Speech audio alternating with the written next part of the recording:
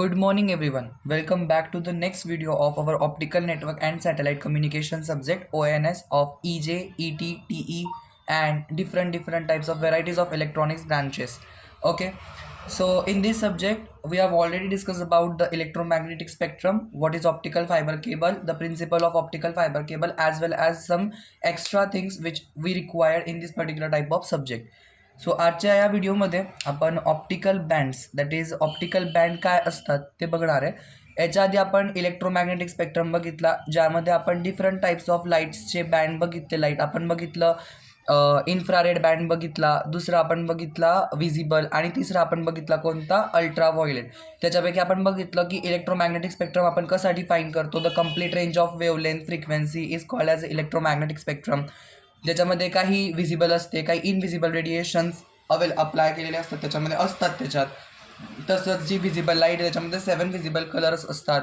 Generally जी optical fibre cable आहे ती कोणत्या बँडमध्ये ऑपरेट होते, विजिबल बँडमध्ये की अल्ट्रा व्हायोलेट बँडमध्ये की त्या पर्टिक्युलर टाईप ऑफ इन्फ्रारेड बँडमध्ये कुठे ऑपरेट होते. आपण बघितलं की ऑप्टिकल फायबर केबल जी आहे ती जनरली जनरेट होते ऑप्टिकल फायबर केबलमध्ये. ठीक आहे. सो आता याच्यामध्ये आपल्याला काय बघायचं आहे की बँड्स काय काम करतात. एकदम सिम्पल फंडा आहे, एकदम सिम्पल कन्सेप्ट आहे की डायरेक्टली आपल्याला काही एवढं मोठं थिअरी एक्सप्लेन करायचं नाही आहे. फक्त आपल्याला बँड्स ॲज अंडरस्टँडिंग म्हणून बँड्स दिलेले आहेत, ते बँड्स फक्त आपल्याला वाचायचे. हे बँड्स येतील याची काही शक्यता नाही, बिकॉज आजपर्यंत विचारले गेलेली नाही आहे. आणि आले तरी तर फक्त ते काय येतील की यांचे नावं लिहा, यांची वेवलेंथ लिहा आणि कोणी डिझाईन केले, किती रेंजमध्ये लाय करतात, बस एवढंच लिहा. एवढंच आहे आणि मी ते लिहून दिलं आहे तुम्हाला प्रॉपरली की कसं लिहायचं. ठीक आहे. तर आपल्याकडे ओ बँड असतो म्हणजे ओरिजिनल बँड असतो, ई बँड असतो म्हणजे एक्सटेंडेड बँड असतो, एस बँड असतो म्हणजे शॉर्ट बँड असतो, सी बँड असतो म्हणजे कन्व्हेन्शनल बँड असतो, एल बँड असतो म्हणजे लार्ज बँड असतो आणि यू बँड म्हणजे आपल्याकडे अल्ट्रा लार्ज बँड असतो. ठीक आहे. बॅकग्राऊंड नॉईजला थोडंसं अवॉइड करा. तर आपल्याकडे आपल्याकडे हे जे बँड्स आहे, हे जेवढे पण बँड आहे याची एक पर्टिक्युलर टाईप ऑफ रेंज असते, म्हणजे याची वेवलेंथ असते. ते पर्टिक्युलर टाईप ऑफ त्यांच्या त्या रेंजमध्ये त्या वेवलेंथमध्ये ऑपरेट होत असतात. आणि हे बँड का लागतात आपल्याला, तर आपल्याला हे बँड लागत असतात कम्युनिकेशन प्रॉपरली परफॉर्म करण्यासाठी. कोणत्या बँडमध्ये किती रेंजचं कम्युनिकेशन परफॉर्म होणार आहे हे बघण्यासाठी आपल्याला हे बँड्स लागत असतात. हाय क्वालिटीचं कम्युनिकेशन असेल तर ते कोणत्या बँडमध्ये जाईल, लो क्वालिटीचं कम्युनिकेशन असेल कोणत्या बँडमध्ये जाईल, असं तुम्ही अंडरस्टँडिंग बनवून झालं की आपल्याला याच्यासाठी हे लागत असतात. हे आपले पर्टिक्युलर टाईप ऑफ बँड्स. ठीक आहे. आता याच्यामध्ये आपला जो ओ बँड आहे ओरिजिनल बँड, त्याची जी रेंज असते ती 1260 to 1360 एवढी असते. आपली जी ई बँड आहे त्याची रेंज असते 1360 to 1460. एस बँडची जी रेंज असते ती 1460 to 1530 एवढी असते. सी बँडची जी रेंज असते ती 1530 to 1565 एवढी असते.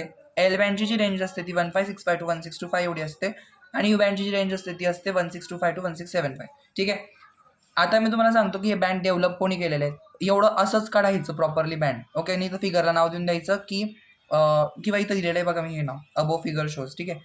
तर the international telecommunication union has design 6 spectral bands. आता तुम्ही याला बँड्स पण म्हणू शकतात, पण जर कधी आपल्याला थेरीमध्ये लिहायचं तर आपण काय लक्षात ठेवू, 6 स्पेक्ट्रल बँड्स. तर आपला जो particular type of optical fibre communication जे आहे त्याच्यामध्ये जे इंटरनॅशनल टेलिकम्युनिकेशन युनियन जे आहे त्यांनी 6 स्पेक्ट्रल बँड डिझाईन केलेले आहे. ओके. ऑप्टिकल फायबर कम्युनिकेशनच्या रिगार्डिंग. आणि ते कुठून ते कुठपर्यंत लाय करतात, तर 1260 पासून ते 1675 या रेंजमध्ये, या नॅनोमीटर रेंजमध्ये ते काय करतात, लाय करत असतात. ठीक आहे. आणि ते सिम्पली इथं दिलेलं आहे की above figure shows the optical bands, its wavelength and their names. ठीक आहे. तर हे तुम्ही इथं वेवलेंथ मी लिहून दिलेलं आहे, त्याचे फुल फॉर्म लिहिलेले आहेत आणि इथं त्याची रेंज लिहिलेली आहे. ठीक आहे. जसं मी तुम्हाला इथं सांगितलं 1260 to 1360, 1260 to 1360 ओ बँड. इथं मी नॅनोमीटर लिहिलेलं आहे. हे प्रत्येक रेंज कशामध्ये नॅनोमीटर. मग आपण बघितलं होतं जनरली मायक्रोमीटर, नॅनोमीटर हे युनिट्स एक्सप्रेस केले जातात आपल्याला रेंज दाखवण्यासाठी, वेवलेंथ दाखवण्यासाठी.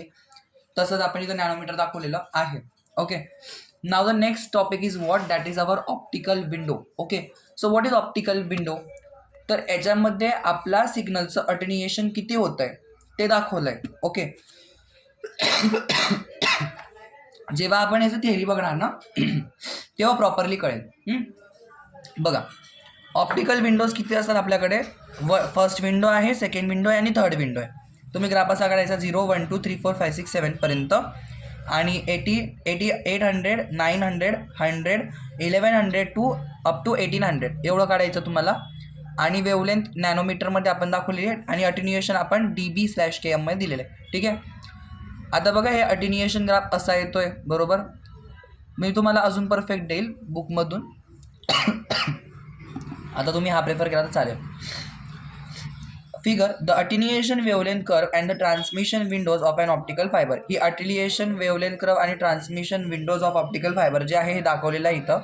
बघा आपल्या ऑप्टिकल, मी वाचतो पॉईंट आणि मग तुम्हाला एक्सप्लेन करतो. In optical fibre system the signal strength decreases, that is signal attenuates as it travels through the fibre. बघा आपला जो ऑप्टिकल फायबर आहे त्याच्यामध्ये सिग्नल जो आहे तो ट्रॅव्हल करतोय बरोबर. मग सिग्नल जसा जसा ट्रॅव्हल करणार तर त्याची जी स्ट्रेंथ आहे ती एका पॉईंटला जाऊन थोडीशी वीक होणार. मग ती वीक झाली म्हणजे काय झाली की सिग्नलची जी स्ट्रेंथ आहे ती काय झाली, डिक्रीज झाली. तर ती सिग्नलची स्ट्रेंथ डिक्रीज व्हायला नको आणि आपल्याला माहिती आहे की सिग्नलची स्ट्रेंथ डिक्रीज व्हायला नको. बट आपण इथं काही पॉईंट लिहिलेलं आहे की in optical fibre system the signal strength decreases, that is signal attenuates. सिग्नलची स्ट्रेंथ जर कधी डिक्रीज झाली तर सिग्नल काय होणार, अटेन्युएट होणार. का अटेन्युएट होतोय, because it travels through the optical fibre cable, that's why. The attenuation depends upon wavelength of the light in nanometer. Attenuation हे कशावरती डिपेंड करतं की त्या लाईटची वेवलेंथ किती आहे, म्हणजे wavelength of that light. Particular wavelength म्हणजे काय, त्याची रेंज किती त्या लाईटची, त्याची फ्रिक्वेन्सी किती आहे, त्याच्यावरती डिपेंड करतं की अटेन्युएशन किती होणार आहे. ठीक आहे. Above characteristic shows the graph of attenuation versus wavelength of optical fibre. ही जी कॅरेक्टरिस्टिक्स मी इथं काढलेली आहे ही काय दाखवते, graph of attenuation versus wavelength of optical fibre. Wavelength of optical fibre आणि ग्राफ ऑफ अटेन्युएशन दाखवते. Attenuation is low in particular band of wavelength. आपल्याला दिसतंय की याच्यामध्ये अटेन्युएशन जे आहे बघा ते डिक्रीजिंग ऑर्डरमध्ये जातं आहे ना. Attenuation is low. ठीक आहे, असं तुम्ही लक्षात ठेवून जा ना. याचा खूप ब्रीफ कन्सेप्ट असतो बट आपल्याला एवढं ब्रीफमध्ये जायचं नाही आहे म्हणून मी काही एवढं ब्रीफमध्ये त्याला घेतलेलं नाही आहे. त्याच्यानंतर आहे the most suitable wavelength for transmission of optical fibre are. आपल्या ट्रान्समिशन ऑफ आपल्याला ऑप्टिकल फायबर ट्रान्समिशन करायचं तर त्या ठिकाणी आपल्याकडे सुटेबल वेवलेंथ किती आहे, तर आपल्याकडे वेवलेंथ असते सुटेबल ती असते 850 नॅनोमीटर, 1310 नॅनोमीटर, 1550 नॅनोमीटर. ह्या सुटेबल वेवलेंथ ते आपल्यासाठी. ठीक आहे. त्याच्यानंतर विंडोज आपल्याकडे आपण किती विंडो घेतलेला आहे, फर्स्ट विंडो, सेकंड विंडो आणि थर्ड विंडो. प्रत्येक विंडोची इथे मी रेंज लिहून दिलेली, किती रेंजवरती ते लाय करतात. तर इथे बघा, एक मिनिट.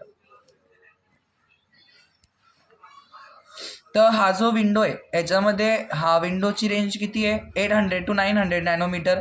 सेकंड विंडोची रेंज आहे 1260 नॅनोमीटर टू 1360 नॅनोमीटर.